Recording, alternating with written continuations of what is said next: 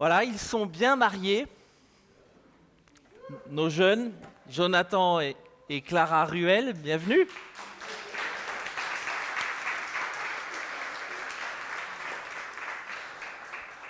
Clément et Léa Bourrel, on était plusieurs à pouvoir assister à l'un ou les deux de ces mariages. Et on était honorés de pouvoir le faire au mois de juillet. La joie, la fête, la bonne nourriture et le bon vin en général, c'est ce qui résume la fête après la cérémonie de mariage. Et je me suis dit que ce serait intéressant de continuer un peu sur cette lancée-là ce matin. Et c'est lors de noces aussi, mais il y a quelques années en avant, à Cana, je ne sais pas si vous connaissez cette ville, que Jésus va se révéler un peu plus à nous. En fait, après 1 ou 2 jours de fête, il y a un drame qui se produit dans cette fête. Ce drame, c'est que le vin vient à manquer. Un drame pour l'époque et même une honte pour la famille qui est chargée d'accueillir et de nourrir tous les convives. J'imagine Jonathan et Clara que ça aurait été la honte s'il n'y avait pas eu suffisamment de petits punch ou des choses comme ça lors de la fête, je ne sais pas. Mais lors des noces de Cana, Jésus se révèle. Jésus se révèle en quoi ? Il veut simplement nous rappeler que sa grâce seule nous purifie et qu'elle nous invite tous à sa suite. Et je vous invite à lire avec moi Jean, le chapitre 2, les versets 1 à 11.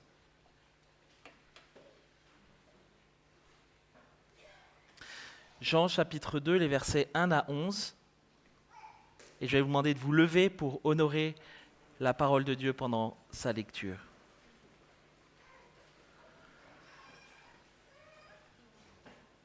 « 3 jours après, il y eut des noces à Cana en Galilée. La mère de Jésus était là. Jésus fut aussi invité aux noces ainsi que ses disciples.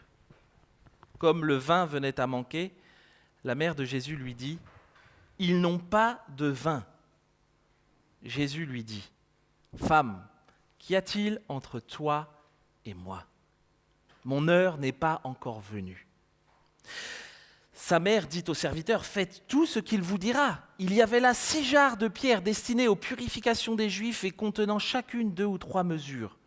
Jésus leur dit « Remplissez d'eau ces jarres. » Ils les remplirent jusqu'en haut. « Puisez maintenant, leur dit-il, et portez-en à l'organisateur du repas. » Et ils lui en portèrent. L'organisateur du repas goûta l'eau changée en vin. Il ne savait pas d'où venait ce vin, tandis que les serviteurs qui avaient puisé l'eau le savaient. Il appela l'époux et lui dit « Tout homme sert d'abord le bon vin, puis le moins bon, après qu'on s'est enivré. Toi, tu as gardé le bon vin jusqu'à présent. » Tel fut à Cana, en Galilée, le commencement des miracles que fit Jésus. Il manifesta sa gloire et ses disciples crurent en lui. Fin de la lecture de la parole. Vous pouvez vous asseoir. Jésus est invité à un mariage avec ses disciples. Marie, apparemment, nous dit le texte, sa mère l'accompagne également. Et on peut penser qu'il s'agit certainement d'un mariage d'un ami proche ou d'un parent. Et il n'est donc pas impossible que Marie soit également impliquée dans l'organisation de ce mariage. Et à l'époque, les mariages durent toute une semaine. Les noces sont l'occasion de rassembler les amis, la famille, mais aussi plus largement tous les habitants du village. Et il faut donc nourrir, loger tous ces invités pendant tout le temps que dure la noce. Et la charge financière des festivités repose entièrement sur toi, Jonathan, le marié. Même si aujourd'hui en Europe les choses sont un peu plus simples, ceux qui ont vécu l'organisation d'une journée de mariage peuvent largement imaginer le travail considérable que représente l'organisation d'une semaine entière de noces. Les noces ont commencé et un événement d'intendance attire la mère de Jésus.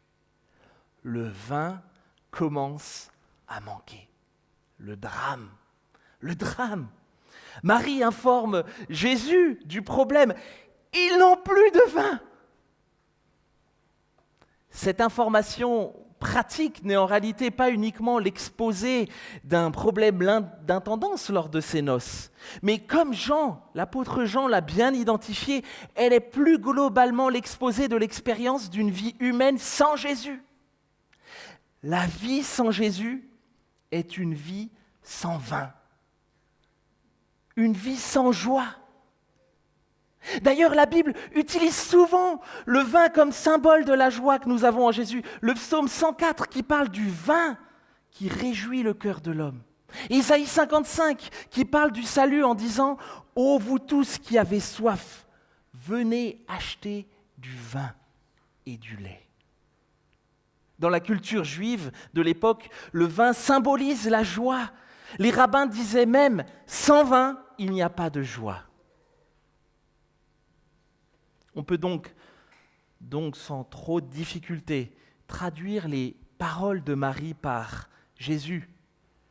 Ils n'ont plus de joie. Jésus, ils n'ont plus de joie. Et là, la réponse de Jésus peut nous paraître surprenante. Qu'est-ce que Jésus répond à cette affirmation de Marie? Qu'est-ce qu'il dit?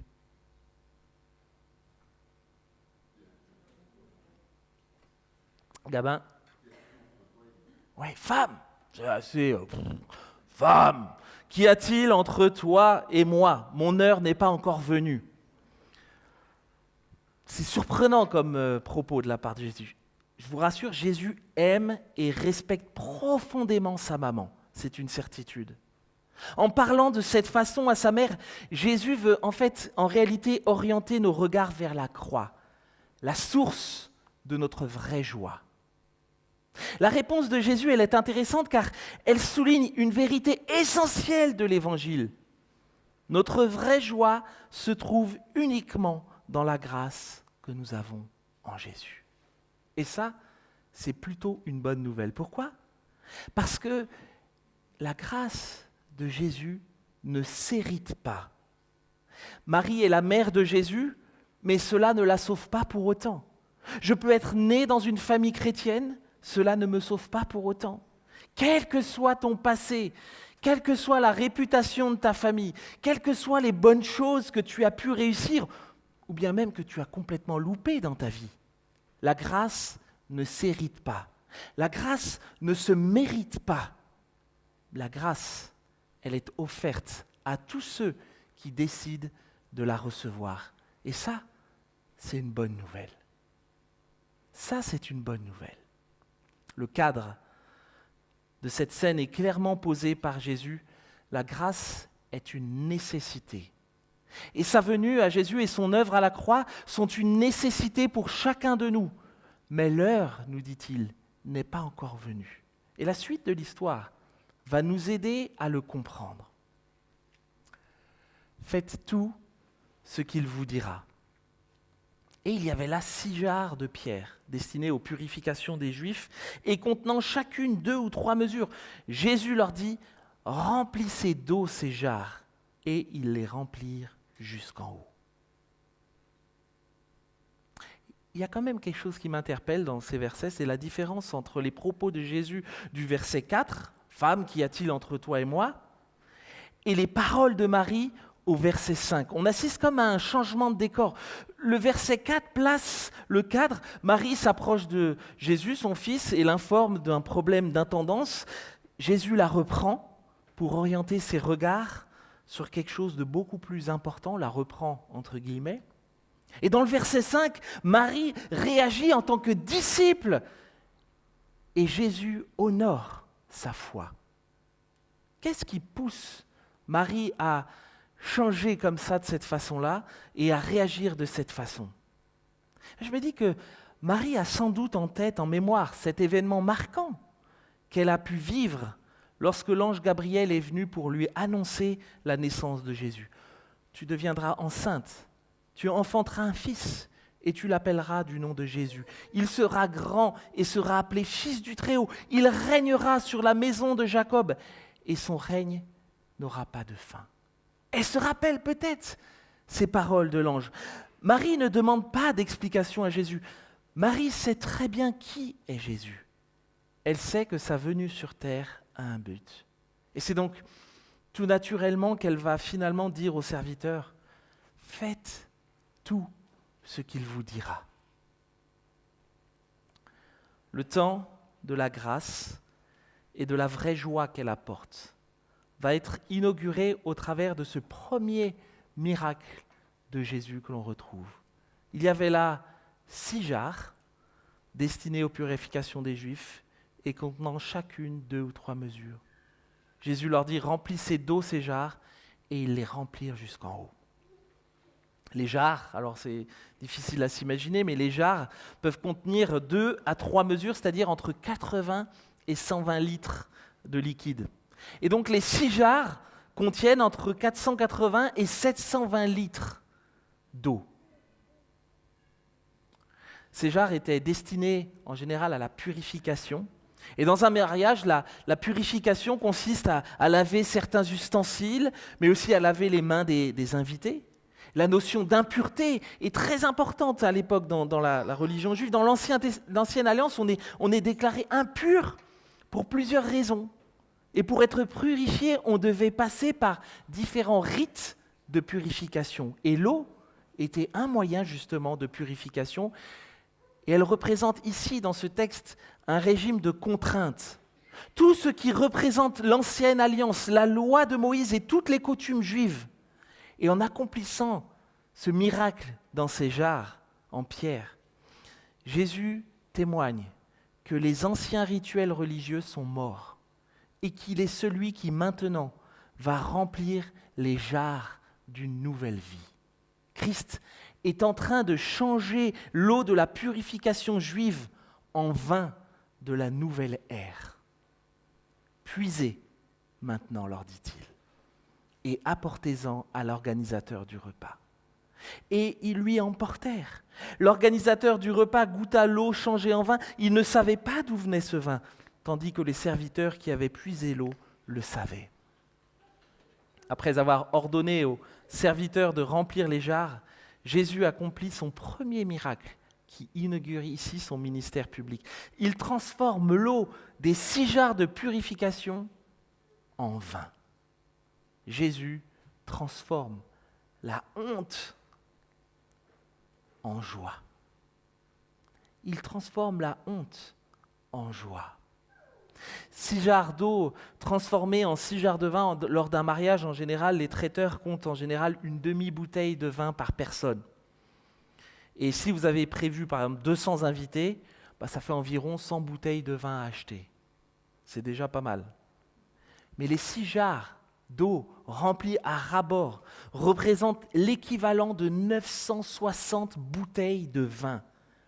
La fête des noces, les amis, peut réellement bien continuer. Jésus, qui a le pouvoir de changer de l'eau en vin, est le seul qui peut changer une vie. Ce miracle est finalement une démonstration joyeuse et généreuse de ce que Jésus veut faire pour chacun de nous. Mais bien aimés, Jésus est le Seigneur de la joie. Jésus est le Seigneur de la joie. Jésus a souffert, et ceux qui décident de suivre Jésus souffriront également. Le christianisme n'a pas pour but de nous apprendre à comment échapper à la souffrance, mais il a pour but de nous apprendre à comment faire face à la souffrance. Ce que Jésus nous promet et nous rappelle dans ce premier miracle, c'est la perspective de la fête qu'il inaugure. Le nouveau ciel, la nouvelle terre, la fin des larmes, la fin des souffrances, la fin de la maladie, la fin de la mort. Jésus est celui par lequel nous pourrons un jour, tous ceux qui ont décidé de placer leur confiance en lui, participer à cette fête que Dieu nous réserve. La quantité d'eau impressionnante que Jésus transforme en vin devient le symbole de la toute-puissance et de l'abondance de la vie nouvelle que Dieu nous offre par Jésus. Je me suis toujours posé la question, pourquoi est-ce que Jésus choisit un repas de noces pour accomplir son premier miracle ? C'est peut-être un détail anodin, mais pas tant que ça finalement. Les noces sont un temps de fête, de réjouissance, un temps pour célébrer joyeusement l'union entre un homme et une femme, célébrer joyeusement le mariage, une création de Dieu lui-même. Et je me dis qu'en réalisant ce premier miracle lors d'une noce, Jésus vient finalement casser tous les clichés d'un Jésus qui n'aime pas se réjouir, d'un Jésus austère, d'un Jésus religieux et ringard, d'un Jésus avec qui on ne peut surtout pas être joyeux, d'un Jésus loin des réalités des gens. En participant à ces noces, Jésus balaye la religiosité et dévoile un peu plus son humanité.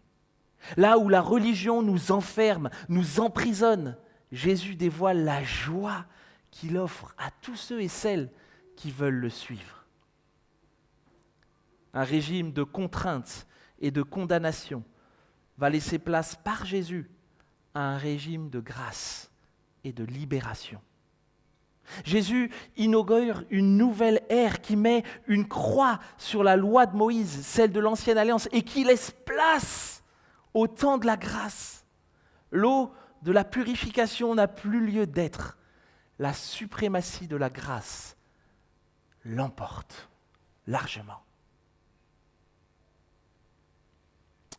Il appela l'époux et lui dit : « Tout homme sert d'abord le bon vin, puis le moins bon après qu'on s'est enivré.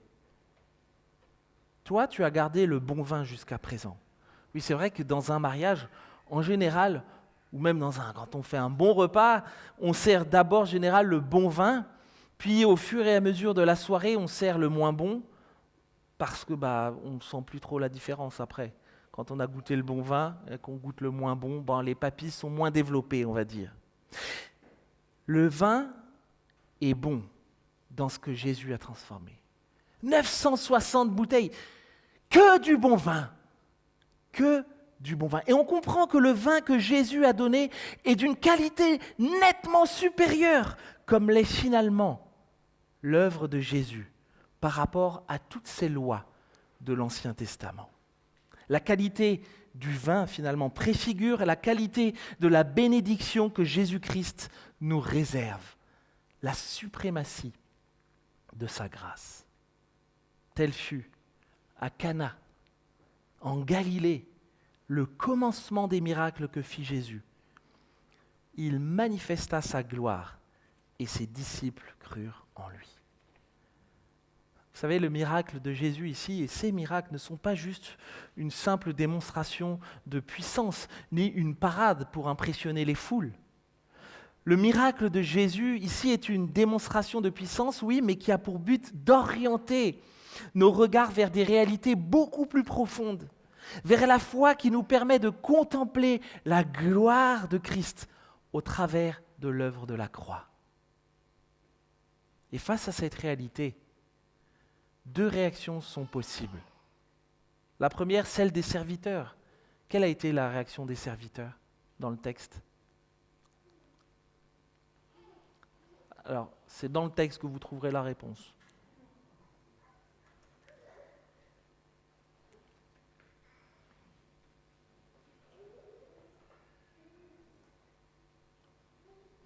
Alors, comment réagissent les serviteurs ? Comment réagissent les disciples ? Les disciples, qu'est-ce qu'ils font ?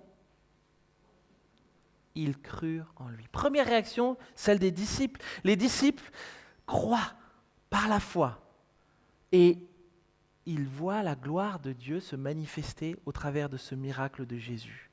Les disciples comprennent que Jésus est celui qui a accepté de quitter la gloire de son Père pour nous sauver. Celle des serviteurs, on verra un peu plus loin, Jean nous dit que les serviteurs ont vu le miracle, mais ils n'ont pas vu la gloire de Dieu. Et bien aimé, Jésus est le seul à pouvoir nous donner la joie à laquelle nous aspirons tous, au plus profond de nous-mêmes. Peut-être que même cette joie, on n'arrive pas à la nommer, mais on aspire à tous cette joie et cette paix que Dieu seul peut nous apporter. Peu importe les vins que nous avons testés, il y a un moment où les joies de vivre et les excitations de la vie s'usent. Pour certains, cela vient tôt, pour d'autres plus tard. Et c'est souvent lorsque la vie est à son meilleur que le vin vient à manquer.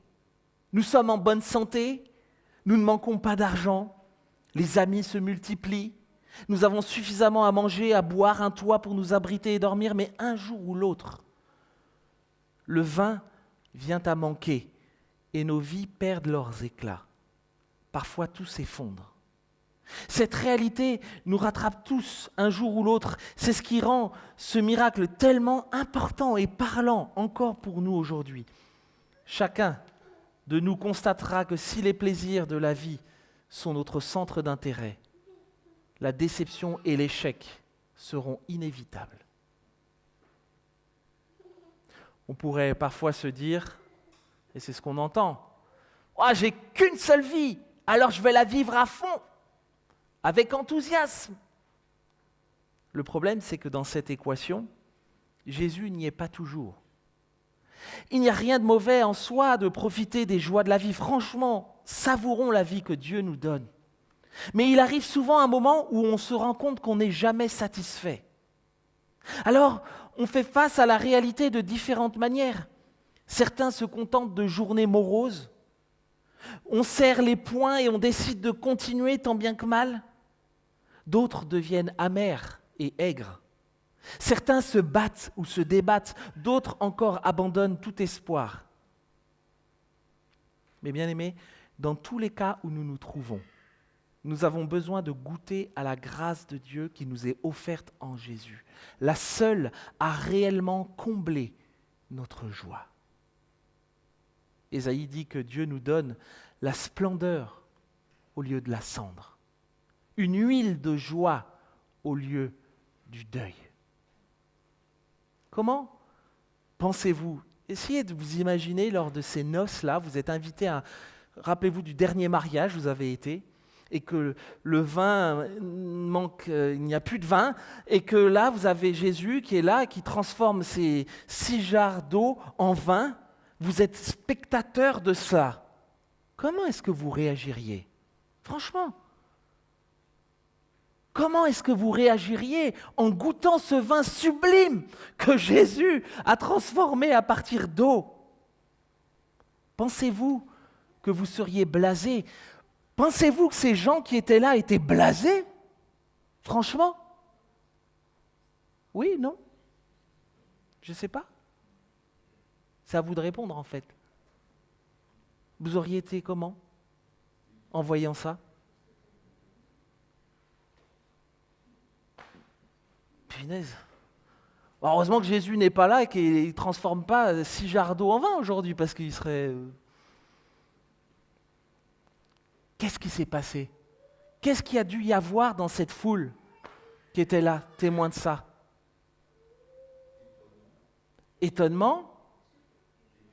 Des cris de la joie. Mais bien sûr, là, on est là tous endormis avec la chaleur, mais les amis, il y avait de la joie, des clameurs. Imaginez, Jésus qui est là en personne et qui transforme 6 jarres d'eau en 6 jarres de vin. Excellent, la fête qui continue. Les gens sont stupéfaits par ce qu'ils viennent de voir. Des danses, des clameurs, de la joie qui est là.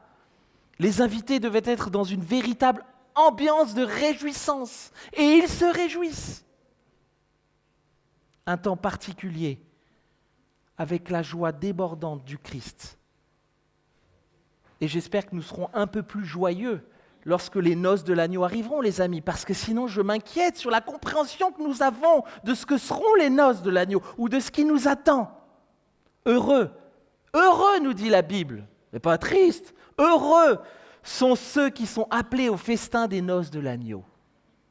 Il me dit, ce sont les véritables paroles de Dieu.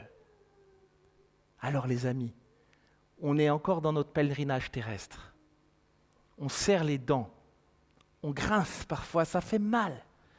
Mais rappelons-nous de la réjouissance que Dieu nous prépare et qui nous est réservée à chacun par la foi dans les cieux. Ce jour-là, la réjouissance sera totale. Prions ensemble.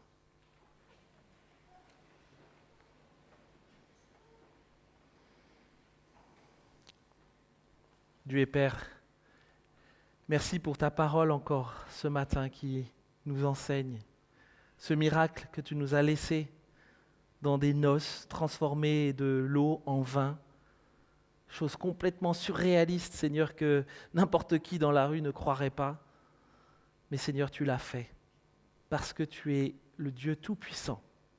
Tu allais, Seigneur, préfigurer cette œuvre à la croix, œuvre encore plus puissante qui allait anéantir le pouvoir du péché et de la mort sur nos propres vies.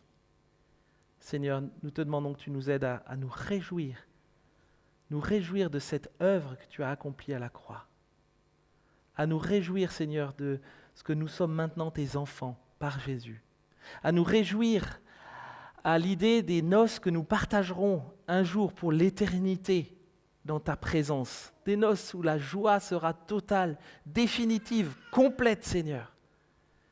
Et je te prie que dans ce pèlerinage terrestre que nous avons encore, que tu nous permets de vivre, nous puissions avoir les yeux tournés, focalisés sur la croix de Jésus, focalisés sur la joie que tu nous apportes, focalisés sur la joie que tu nous donnes, Seigneur. Je te prie que tu nous aides à ne pas sous-estimer la valeur de la croix, mais à nous l'approprier pleinement, s'il te plaît. Je te demande cela au nom de Jésus. Amen.